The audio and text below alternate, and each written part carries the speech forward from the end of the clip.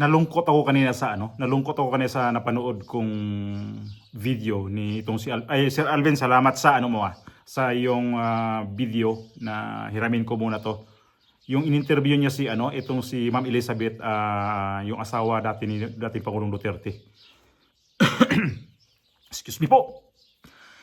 Sinabi kasi niya na ito kasi Pangulong Duterte, ang sinasabi niya ngayon ay magpa-cremate na daw siya. Buhay pa nga, magpa-cremate na. Hindi nga, seryoso. Ang sabi nga nito ni Ma'am Elizabeth ay ang kabilin-bilinan talaga ni Pangulong Duterte ay i-cremate daw siya pagka ano mangyayari sa kanya. So para sa akin ay normal naman talaga to na magsalita siya ng mga ganyan kasi sa edad niya. Pero para sa akin, nakakalungkot kasi hanggang ngayon ay ang bagal pa ng proseso sa ICC. Akala natin maganda ang ganyang korte kasi International Criminal Court daw. Pero hindi naman ganun pala kaganda. Mayroon pa rin talaga silang sinusunod na mga kung ano-ano. So kung talaga nakaprepare yung kaso ni dating Pangulong Duterte, bakit hanggang ngayon naghahagilap pa rin sila ng mga witnesses o ebidensya pa? So para sa akin, hindi talaga preparado ang paghuli ni dating Pangulong Duterte gawa nung bigla na talaga sa hinuli nung pagdating niya galing sa Hong Kong. So ito ngayon, ang pag-uusapan, focus tayo dito sa sinabi na i-cremate daw talaga siya pagka siya nawala. So para sa akin, itong edad na niya ngayon ay hindi naman din maiwasan talaga na maghabilin ng ganun. So para sa akin din, ang mga tao ba na nagpadala sa kanya, naghuli sa kanya, ang gumawa dito sa kanya, nakakatulog kaya sila ng ayos? At ang tanong ko rin pa ay ang Pangulong Duterte ba pagka may nangyari sa kanya na yun nga darating ang sinasabi niya i-cremate daw siya, anong mangyayari kaya sa Pilipinas? Ano kaya mangyayari sa mga Pilipino? Yun lagi kong natatanong paano kaya si dating Pangulong Duterte kapag may nangyari sa kanya talaga? Ano kayang reaksyon sa mga tao na hanggang ngayon nakikita natin na ang pagsuporta sa mga tao, sa mga OFW dito sa The Hague, makikita pa rin natin na ganun pa rin ang pagsuporta. Lalo to si Alvin na mula nung unang dumating to sa si dating Pangulong Duterte dito sa ICC, sa kulungan ng ICC, ay siya talaga itong para talagang hindi talaga sila lumulubay dito sa pagpupunta dito. Ayan yung video ni Ma'am Elizabeth. Ipapano ko sa inyo na nakakalungkot ha. Good afternoon, Ma'am Elizabeth. Good afternoon to everyone. How are you today, ma'am? I am fine, thank you. I have seen him, and we talked, and I was with my granddaughter Bella, so we talked about his father, and also mundane things about Davao. Ask about how is Davao, how is Abaste, how is Paulo. So that's it. Ma'am, yesterday the Vice President made mention about her position about pro-cremation. What's your position, ma'am, if you mind me asking? If I am Pro or against? Yeah. If I am to be hindi ba na ako mag-decide, no? If it is my decision, I would follow whatever his decision is. So if he wants to be cremated, that's what also one of the discussion we had. If he wants to be cremated, then so be it. Yeah. Well, ma'am, was the former president really happy to see the granddaughter Bella? Yes, and he asked, whose child is that? Sabi ko kay Baste. Baste. And I asked him what would be your message to the people outside. He said, if it is his destiny to be here, then so be it. No, he has no apologies, no regrets, and that's it. He's accepting it already, and that's why we talk about the cremation. So I said, okay, if that is your decision, so I'll follow his decision. But if it is it's the children's decision. I cannot say that. Yeah. May question kayo guys? Question ko lang, ma'am, kay Mayor Baste, Mayor. How is he po as a acting mayor in Davao? For Batsi, I think he's making good, and he's also very strict, especially with the garbage and everything. You know, And who is the vice mayor po ngayon? Rigo. Si Rigo. Vice Mayor. Yeah, yes, it's Rigo. So that's Acting Vice Mayor. Yeah. Yeah. Ma'am, I don't know if na pag-usapan niyo sa loob, I think most likely hindi no kasi the prosecutors kasi ma'am, I'm not gonna ask it. I'm not gonna ask it na lang, ma'am. No problem, no problem about No that. politics. Ikaw ma'am, yeah, sorry, I'm sorry about that. Ma'am, do you have a message to the Filipino people, ma'am? Yeah, I think with what is happening in the Philippines, and I think you have also read the news. Yeah. I hope the Filipino would do something about it. You know, it is you, the massa. It is you, the citizen, who can do something. It's not us. It's not us. You. That's why I'm so happy that you are here. Talagang we are grateful. We are grateful for you. Yeah. Thank you, ma'am. May question ba kayo guys? Question ko ma'am about din sila ma'am. You've been here for like kind of long time. Yeah. How are you ma'am here in the Netherlands ma'am? I want to go home. Okay. How about the foods ma'am? Dutch food, did you have a challenge? Okay. I'm okay with the food. I'm okay. Yeah. Yeah. Thank you, ma'am. Yeah. I think yun lang yung, meron pa bang question guys? Nobody? Ayaw lang Yung ikaw. yung ma'am, nabanggit ba nyo ba kay Tatadong yung yung event ay yung 19 sa Napag-usapan niyo ba, Oo, ma'am? nabanggit ko na you will have your rally July 19. I think that there will be also in the Philippines Yes, somebody ma'am. Yes, correct. Yeah, nabanggit ko talaga sa kanya. And he is happy. Pero sabi niya, wag na lang daw. Yun ang sabi niya. We will "Wag na never lang stop po daw." talaga, ma'am. So, then sabi ko, they won't stop. Sabi ko ganun sa kanya. Pero I think he has that acceptance already because he's talking about cremation. Then sabi niya, oh, now you have a witness. Sabi niya kasi nandun yung guardian. Now, whatever I want that you tell my children. Sabi ko, okay, sige. Okay lang ako ng okay. Wala na akong... Thank you, ma'am Elizabeth. Yeah. Ma'am, at saka one last question naman.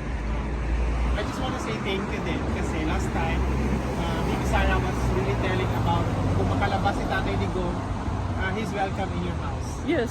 Yun Yes. yung ano sabi Yes, I told already my children about that beforehand.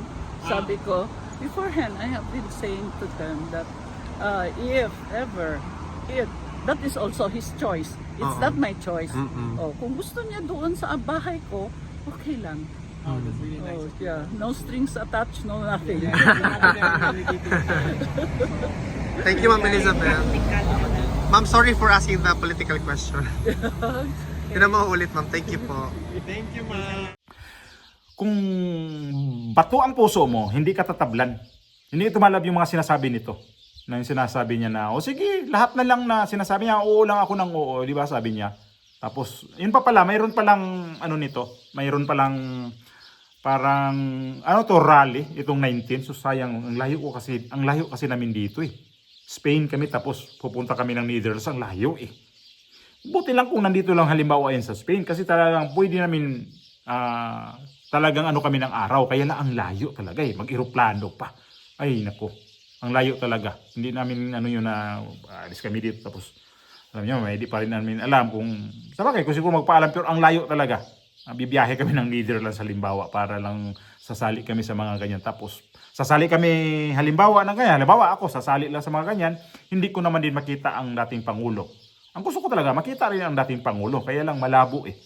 Kasi nga, mga kaibigan nga niya, kaya kay Senador Marcoleta, nung bago umalis ng Pilipinas, nanghingi siya ng schedule na pupunta siya sa The Hague na pwede pa siya makipagkita kay dating Pangulong Duterte. Dumating na lang daw siya sa The Hague, umuwi na lang ng Pilipinas, wala siyang confirmation sa kanyang email na sa pagpaalam niya na gusto niya makausap ang dating Pangulo.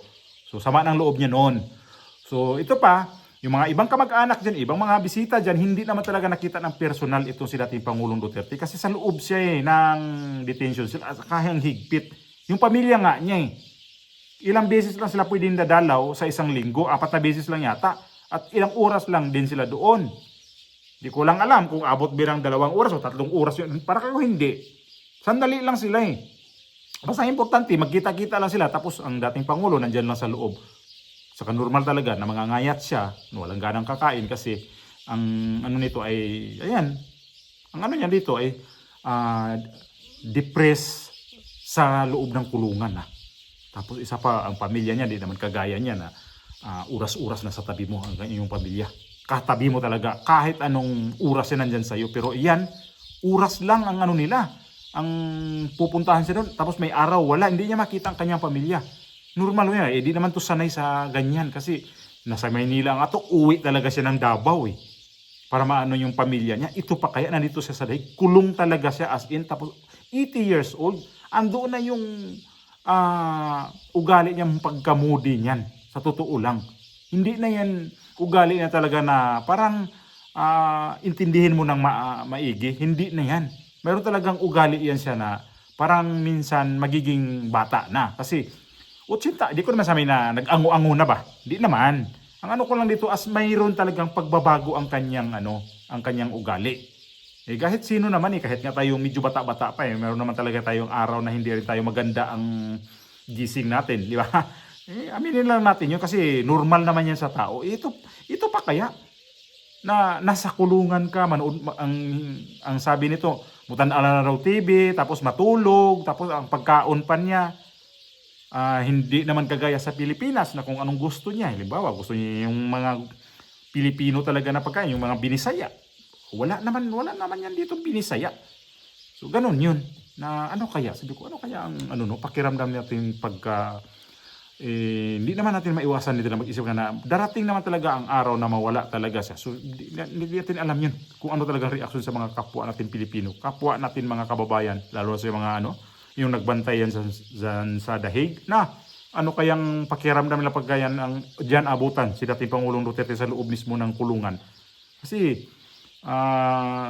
di ko lang alam kung mayroon ng inabot na rin dyan sa loob na dyan talaga na namatay. Imagine mo. Imagine natin, magpa-cremate na daw siya. Buhay pa nga Yan na nga yung na ngayon niya. Iniisip niya, pag ako mawala dito, cremate na lang ako kasi magiging kargamento pa ako dito. Pag uwi ng Pilipinas, maghasil pa ako ng mga tao dyan magdadala sa akin. Di na. Yun ang iniisip niya. Alam mo si dating Pangulong Duterte, pag ganyan ang utak talaga ng tao na yan, ang ano ko sa kanya, ayaw talaga niya yung may taong namumroblema sa kanya, lalo pagdating sa mga ganyan. Gusto niya talaga yung, di ka na maghasil ba? Wala ka nang, intindihin mo na, mayroon akong kargamento dyan na kahon. Di ba? Sa ibang sa ibang mga tao, sige, buo, iuwi namin itong buo. Kailangan pagdating doon, buo, makikita ko sa pamilya niya. Pero siya, di niya inisip yun, na kailangan pag ako nawala, pag akong dito, iabutin ako dito sa dahig. Kailangan iuwi niyo kung buo, para makita sa mga taong Pilipino na ito buo ako na makikita nila. Hindi siya ganun. Kaya namatay si Marcos Sr., di ba? Buo, inuwi nila.